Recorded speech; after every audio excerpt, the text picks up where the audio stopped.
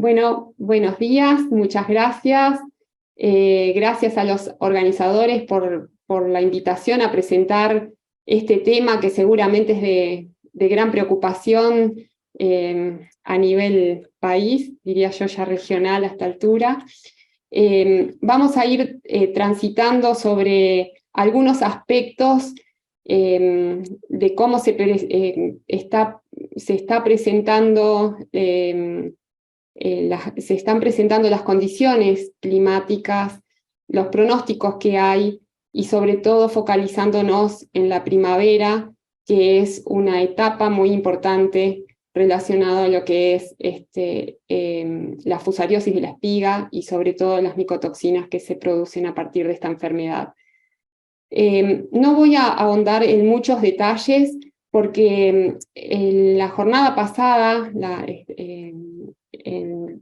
en el 2022, presentamos junto con Carlos Pérez una extensiva y bastante profunda presentación relacionada a todos los conocimientos que hemos ido generando a lo largo de los años, de las últimas décadas, en proyectos varios, interinstitucionales que tenemos, además de generar herramientas y estrategias para minimizar el riesgo de esta enfermedad y las toxinas en el grano. Así que vamos a ir un poco a introducir el tema, porque, bueno, para nivelarnos, la fusariosis de la espiga es una enfermedad que ataca al trigo, también a la cebada, pero en esta ocasión vamos a estar haciendo especial hincapié en lo que es el cultivo de trigo. Disminuye el rendimiento, hemos constatado a nivel país hasta 30% o un tercio de pérdidas debidas a esta enfermedad, lo cual generalmente no son muy grandes si se comparan con otras enfermedades. Por ejemplo, rollas hemos tenido hasta 100% de pérdidas en algunas de las rollas, como roya de tallo. Disminuye la calidad, tanto la física del grano, a través de efectos en el peso hectolítrico, disminuye este parámetro, produce los hongos que causan esta enfermedad, producen enzimas que son capaces de destruir varios componentes en el grano, como el almidón, las paredes celulares, las proteínas, y por lo tanto también disminuye lo que es la calidad industrial. Pero lo que es más relevante en este patosistema, si se quiere, es la producción de micotoxinas por parte de los hongos que las producen, que son del género Fusarium, específicamente el complejo de especies de Fusarium graminearum son las que están predominando. Esto lo vimos el año pasado en más profundidad, la importancia de conocer qué especies tenemos, porque está directamente asociado a las micotoxinas que se producen. Si bien este es el complejo más importante, produciendo sobre todo DON, deoxinivalenol, nivalenol y cearalenona, también existen otras que pueden potencialmente producir otras micotoxinas que hemos constatado presentes en muy baja abundancia. Lo que también es preocupante es que las epidemias ocurren en el rango de las últimas 3 décadas en una frecuencia de 1 cada 2 a 3 años o en promedio cada 3 años. En este sentido, el año pasado tomábamos este diagrama que muestra muy claramente cómo es la contribución de cada uno de los factores a lo que es la enfermedad y sobre todo el contenido de micotoxinas en grano. Y decíamos que el clima, las condiciones climáticas, son la fuerza motora determinante para que la enfermedad ocurra. ¿Por qué? Porque tenemos inóculo casi presente permanentemente en nuestros sistemas de producción, presentes en las distintas gramíneas y no solo en gramíneas. Fusarium graminearum es un excelente saprófito y por lo tanto está presente. Y también otros factores que después vamos a ir conversando. Pero vamos a focalizarnos ahora en el clima y qué es lo que estamos viendo que han sido los últimos pronósticos relacionados a este aspecto. Solo previamente vamos a tener presente que las condiciones que favorecen la infección y luego el desarrollo, la colonización de la espiga por parte de los hongos del complejo de Fusarium graminearum son óptimos de temperatura que están en el entorno de 24 a 28 grados y que se requieren un mojado de la espiga de por lo menos al menos 2 días, 48 horas o más. Y un aspecto muy importante, que haya en lo posible baja radiación UV, o sea, días encapotados. Y también otro aspecto que después vamos a ver cómo puede jugarnos de alguna forma a favor, es que si se constatan temperaturas medias o menores a 12 grados o mínimas menores a 10, estas son temperaturas restrictivas para la infección y para luego la colonización. El periodo crítico para la fusariosis de espiga en trigo es inicio de floración, pero no únicamente. Puede haber infección en luego etapas posteriores de floración, sobre todo al comienzo del llenado de grano y durante el llenado de grano per se, con lo que llamamos infecciones tardías. Y un aspecto también relevante que nos va a servir después para el análisis de los pronósticos es que normalmente, esta información también la presentamos el año pasado con Carlos, lo que llamamos es que hay una interacción entre lo que son las horas de agua libre, acá tienen incidencia de Fusarium en la barra de las I, y lo que son en la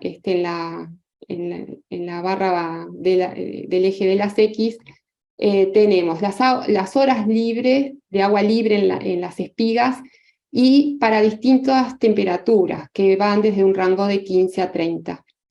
Y claramente queda marcado ese óptimo que les comentaba, el de 24 a 25 grados es el óptimo acá, pero es de 24 a 28 grados, en donde teniendo agua libre tenemos la mayor infección.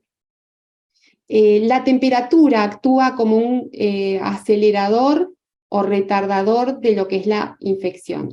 Es decir, que a temperaturas más bajas se requieren más horas de agua libre. En la medida que aumentan las temperaturas, los requerimientos de agua libre en las espigas cada vez van a ser menor y por lo tanto puede ocurrir infección. Y se corta este proceso luego de 32 grados. En este sentido, entonces, vale la pena ver lo que son los pronósticos que tenemos para la primavera y hacernos la pregunta o el ejercicio luego de análisis si tenemos que prepararnos para una primavera niño o neutral también en el sentido de los datos que luego vamos a comentar. Lo que sí sabemos es que la niña quedó atrás a marzo de este año. Las previsiones o el estatus es que estamos ya pasando a una fase de alerta, de estar alerta a posible evento niño para el fin de invierno, primavera o neutral. Y así es lo que nos brinda la información este gráfico del NOAA, que seguramente ya lo han visto reiteradamente, en donde vemos que para los meses de fin de invierno, ya en el invierno y primavera, cada vez más son las chances, las probabilidades de ir pasando a eventos neutral y luego niña. Ocurra uno u otro, definitivamente no es la misma situación que estar en una primavera niña, como las que hemos venido teniendo en los últimos años respecto a esta enfermedad. Y sobre esto vamos a trabajar. ¿Qué implica esto en lo que es nuestra región? Bueno, se ha visto que hay ciertas tendencias, lo que no quiere decir que sean cumplidas estrictamente, pero lo que sí sabemos que en la región sudeste de Sudamérica las condiciones en el periodo septiembre-diciembre durante las fases niños normalmente implican tener de septiembre hacia adelante hasta enero por lo menos condiciones de humedad alta. Y ahora voy a apoyarme en un trabajo muy exhaustivo que realizaron Arana, Ducamp y Seven hace unas pocas semanas y que generosamente Santiago compartió para poder compartir además con ustedes. En este trabajo lo que se ha hecho es establecer para distintas fases, tanto para la fase de implantación, luego para el periodo de crecimiento y luego el proyectado, un análisis de factores climáticos en cada una de estas etapas, de tal forma de poder comprobar si hay sesgos y en relación a lo previsto según las fases, sobre todo distintas fases que pueden ocurrir de la fase ENSO. Entonces, nos vamos a concentrar fundamentalmente en el periodo crítico que llamamos. El periodo crítico es en torno a floración en el caso de trigo y principio de llenado de grano, y luego llenado de grano, y esto es fundamentalmente el periodo de septiembre-diciembre. En este trabajo, ellos tomaron una base de datos de las estaciones meteorológicas, de los datos de INEA, y de 48 años, en donde hicieron un análisis de los años categorizados por convención, niño, niña y neutros, y se repartieron esos años en tercios en cada una de las fases, y lo que da un marco bastante interesante para poder analizar las variables que se estudiaron. Específicamente en esta etapa se estudiaron o se evaluaron las precipitaciones, las temperaturas medias, la radiación, el coeficiente fototermal como de Q de Fisher como un estimador de lo que puede ser los potenciales de rendimiento, anoxia establecida como los días acumulados de anoxia mayor a 85%, y remarco acá también se modeló la severidad de fusariosis de la espiga en base al modelo de Moschini actualizado a 2011, además de lo que es el riesgo de heladas. En no voy a profundizar demasiado en lo que son las proyecciones que obtuvo este trabajo, solo mencionar que para este periodo se vio que una fase niño proyectada no habían diferencias en las temperaturas frente a en los años niño, que sí hay menor radiación solar, y eso directamente además incide en lo que es el coeficiente fototermal con menores valores. Se evidenció que el promedio de lluvias acumuladas fue mayor en en una fase niño, en la primavera. Se dan mayores días con anoxia y menor riesgo de heladas en el promedio en un año niño, que después vamos a profundizar un poquito más en este punto. Pero lo que sí llama la atención es que justamente cuando miramos lo que es severidad de Fusarium, medida como una media determinada, la severidad como la media móvil de 10 días, o sea, del día en estudio y los próximos 9 días, se ve que en el caso de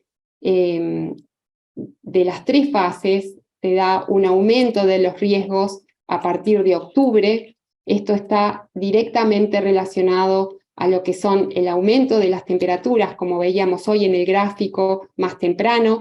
El rango óptimo de temperaturas es más probable que se dé a partir de la primera década de octubre. Cualquiera sean las fases, se dé ese aumento. Y lo que sí llama la atención es que en los años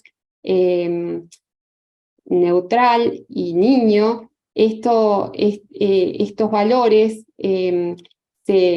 son mayores a los que sería el riesgo en un año, en una fase niña, en la primavera. Y esto se da fundamentalmente porque, como veíamos hoy, hay interacción entre lo que es las temperaturas. No es suficiente tener más temperatura, sino que además necesitamos interactuar con lo que son las horas o días de mojado de las espigas, que naturalmente, como mencionaba recién, en años niños tenemos una probabilidad de mayores lluvias medias acumuladas. Entonces, un poco lo que es la conclusión de esta situación, en donde lo que deseamos es que el trigo, en este entorno, de darse este entorno, necesitamos tener o hacer coincidir la floración con esa fase en lo posible, fin de septiembre, y al menos primera década de octubre para minimizar los riesgos. Esto implicaría, en lo posible, tratar de obviar el periodo más crítico con condiciones óptimas. Estaría actuando lo que son las temperaturas un poco más bajas, dilatando el proceso de infección. Puede haber procesos de infección, como vemos ahí en la foto, más tarde en el llenado de grano, pero estas infecciones serían de menor alcance. En este mismo trabajo también habíamos dicho que se había evaluado lo que son los riesgos de heladas, porque justamente en la medida que uno está proponiendo adelantar las floraciones, en este caso en trigo, podemos estar pensando en tener riesgos de heladas en floración con lo que ello implica. Pero lo que sí ellos dieron es que hay 3 flechas claves en donde se ve que hay menor riesgo de heladas en años niños. Estas ocurren hasta mediados de septiembre, las últimas heladas. En años niña se extienden hasta los primeros días de octubre, y en años neutral hasta el 25 promedio de septiembre. Esto para condiciones aquí en el sur, en Estanzuela y sur del litoral. Generalmente estas dos fases terminan antes el riesgo de helada en estas, y lo importante a remarcar es que hay una diferencia de un 60% de menor riesgo de heladas en los años niña respecto a niña. Y de nuevo, coincidir floraciones tempranas pueden reducir el riesgo de tener fusariosis de espiga, pero también podemos estar en una situación de menor riesgo de heladas. Así que un poco para resumir esta fase, esta parte del clima, y focalizándonos en esta zafra, la pregunta que nos podemos hacer es, bueno, ¿es posible manejar las condiciones climáticas? Algo que decididamente el clima, siempre dijimos, no lo podemos manejar, pero sí en torno a lo que es floración y las primeras etapas de llenado de grano, pensando que cuanto más atrasamos las fechas de siembra, en esas zafras que han coincidido proyectados como años niños o neutral, vemos que el periodo crítico y el llenado de grano puede llevar a menores potenciales de rendimiento. Eso lo indica el estudio, no lo muestro acá por falta de tiempo. En caso de que quieran profundizar en esto, les recomiendo que contacten a Santiago porque decididamente tiene muchísima información y seguro va a ser de mucha utilidad para esta próxima zafra contar con esos elementos. También hay mayor riesgo de anoxia.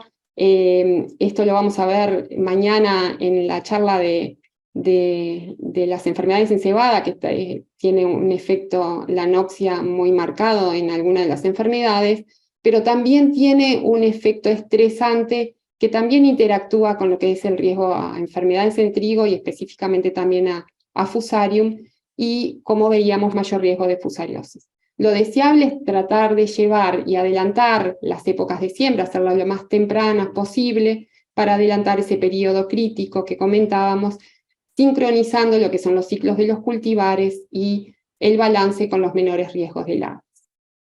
Ahora pasamos a otro factor que determina en gran medida lo que es el contenido de micotoxinas en grano, que es el cultivar. Cada año tenemos la información actualizada, como en este año ya está a nivel de la página web de INEA, la información de la caracterización para todas las enfermedades y específicamente para fusariosis de la espiga, y vemos que existen cultivares con resistencia moderada, intermedios, y también tenemos un área con cultivares susceptibles. Ahora, cuando vemos el riesgo de la zafra pasada, que bueno, afortunadamente fue seca, el fusarium no fue un problema, pero nos puede estar de alguna forma alertando de cómo es el riesgo sanitario a nivel de cultivares que tenemos. El 70% del área estuvo representada por 10 cultivares. De estos, 5, o sea, la mitad de los cultivares presentan las categorías 6 a 9, que son moderadamente susceptibles a susceptibles. 4 de ellos presentan categoría intermedia, de susceptibilidad intermedia, y solo 1 del listado presenta la caracterización de moderadamente resistente. Y esto realmente es algo que nos preocupa, porque sabemos que muchas veces nos olvidamos de fusarium cuando tenemos zafras en donde no nos pega esta problemática. Comenzamos a aumentar el área de cultivares susceptibles porque tienen otros atributos deseables, pero definitivamente es algo que tenemos que tener presentes. El tercer factor que teníamos en ese conjunto de factores es el uso de fungicidas. Sabemos que el momento óptimo coincide con el momento de máxima susceptibilidad, que es inicios de floración. Siempre consistentemente 2 aplicaciones son las más eficientes porque definitivamente son el fungicida actúa en forma de contacto y cubre una mayor proporción de las espigas en la chacra en el estado óptimo.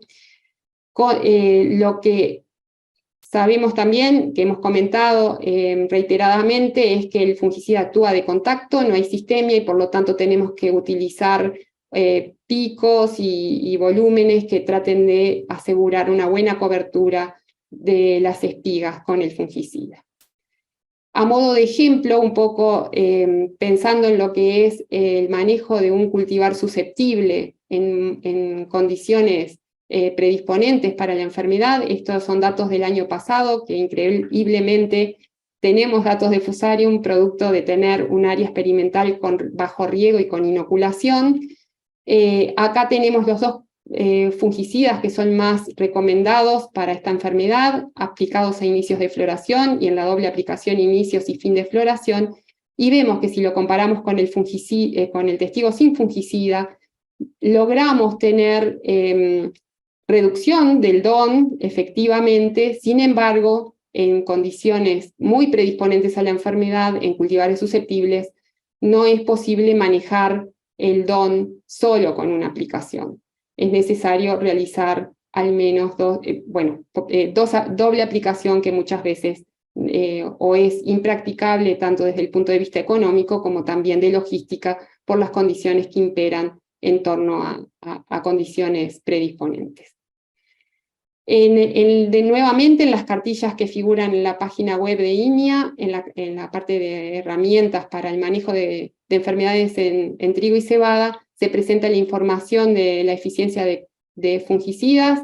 Recuerden que siempre son los triazoles, no las estrovirulinas, las que se recomiendan para el manejo de esta enfermedad, y en especial porque las estrovirulinas generalmente no son capaces siempre de impedir la producción de DON. Tener presente, como lo comentamos el año pasado, que estamos detectando menores sensibilidades de aislados en las poblaciones que venimos monitoreando desde el 2001, cada vez en mayor frecuencia a los triazoles que más usamos a nivel de enfermedades en los cultivos, específicamente en trigo y específicamente para Fusarium. Y esto se ha reiterado en el último relevamiento que realizamos en el 2018, en donde se ven individuos en la población con menores sensibilidades, algunos de los triazoles que se recomiendan y que están presentes en otras mezclas para el manejo de otras enfermedades. La mejor estrategia, sin dudas, es utilizar la combinación del cultivar junto con el momento de aplicación del fungicida. Esto lo venimos constatando reiteradamente en ensayos en estanzuela. Acá se presenta el uso de 2 cultivares. El efecto cultivar es muy marcado para disminuir el DON en general, en un trabajo de 4 ambientes. Se ve significativo el efecto del cultivar, significativo el efecto del momento de aplicación, pero muy significativo es la combinación, la interacción del cultivar por el momento. Esto también este tipo de ensayos nos ha determinado que aplicaciones tardías no son eficientes para el control de la enfermedad y sobre todo para tener menor DON.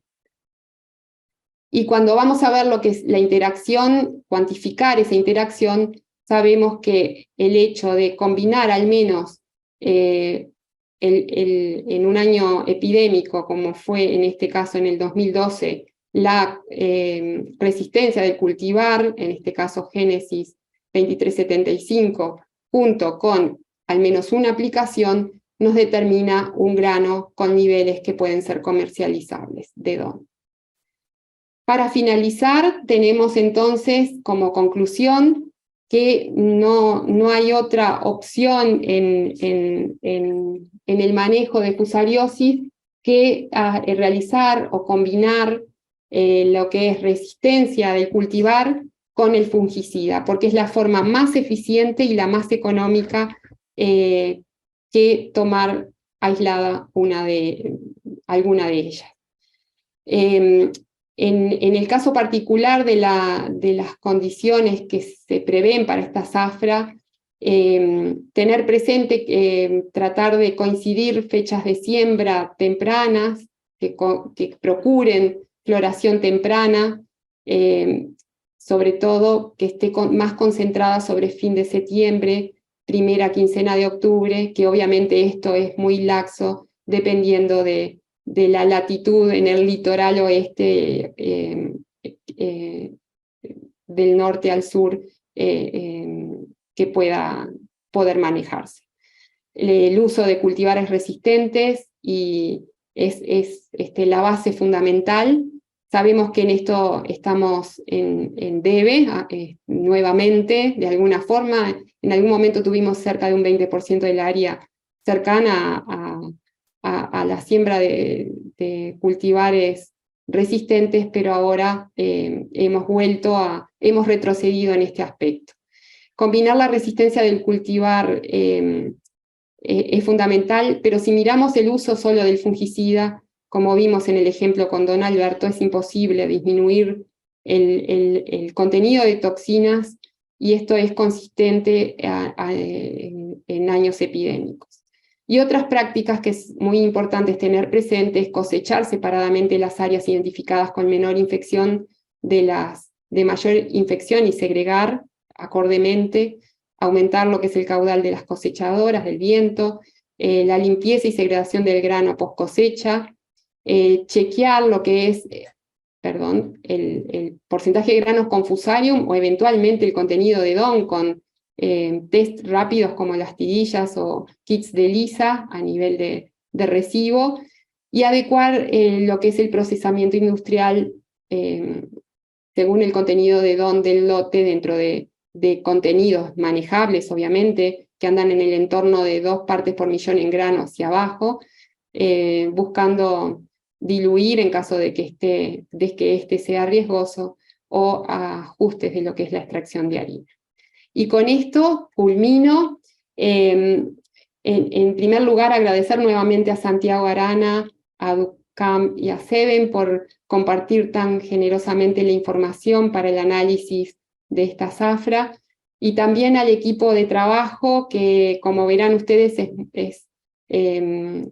está repartido en diversas instituciones que hemos trabajado juntos a lo largo de los años, muy especialmente al equipo de INIA, tanto de investigadores, el personal de apoyo que siempre está atrás de cada uno de los ensayos, al grupo de Facultad de Química, de Agronomía, la Mesa Nacional de Trigo y distintas instituciones que no solo han colaborado financieramente, sino también con el expertise.